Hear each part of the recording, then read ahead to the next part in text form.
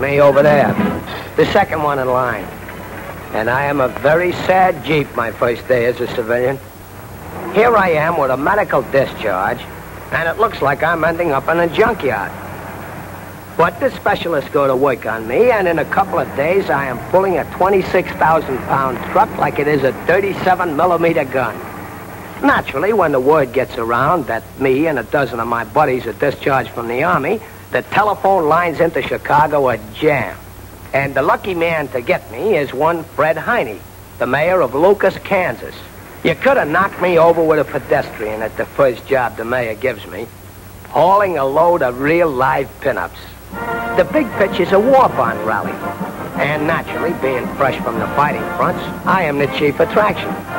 Especially as I'm making my first appearance as a civilian. A very important event. And pipe those civvies, huh? Fancy seat covers and a red paint job. I help unload a great many war bonds that day.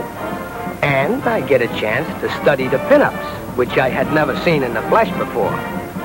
They're nice machinery, all right. The next day, the mayor turns me over to the missus, who is a very fine lady, although I find out later a little heavy on the clutch. I towed her around, calling on the neighbors, shopping in town. But at the bottom of my carburetor, I am not a happy Jeep at all. And the pinups say I am a very cute character indeed, so I'm on my best behavior. But all the time, I keep thinking what my old outfit would say if they could see the work I was doing now. The Jeep was never cut out for this kind of life. But I am getting worry lines for nothing. Because one day I find a wagon attached to my rear end, and I am working. I began to change my mind about the pinups. Maybe the guys were right about the dolls being good for something, because it seems that they're doing most of the work on the farm. Of course, I gotta admit, working with dames does have certain advantages. What a touch.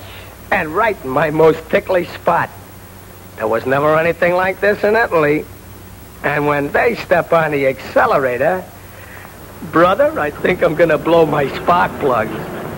Right away, the mayor gets hep to the fact that I take to farming like little Bo Peep, making with the fertilizer, hauling ice, doing every job a hay burner does, only better. When I round up this ration on the hoof, I pretend like they are the Nazis I rode herd on in Africa and have quite a time for myself. The moos take one look at me and know I mean business. Why, it is just like being in them Western pictures.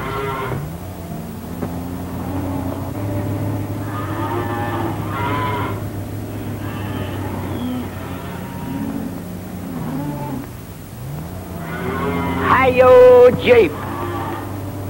Oh, you want to start something, huh? Hit the road, bum, before I mow you down and make spam out of you. I am not one to blow my own horn, as the saying goes, but frankly, the mayor doesn't make a move without me.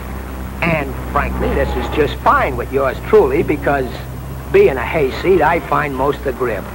And if you get my point, I'm still doing my bit for the war. And I'm right in there pitching from reveille to retreat. To quote my friend the mayor, I'm well, he can't get along without me. As witness, my job of fence riding. With me, he can carry the repair equipment right with him. Just the other day, the mayor looks at me and says, war stinks. But something good has come out of it already. And I wanted to tell him it's only the beginning, Mayor. Only the beginning.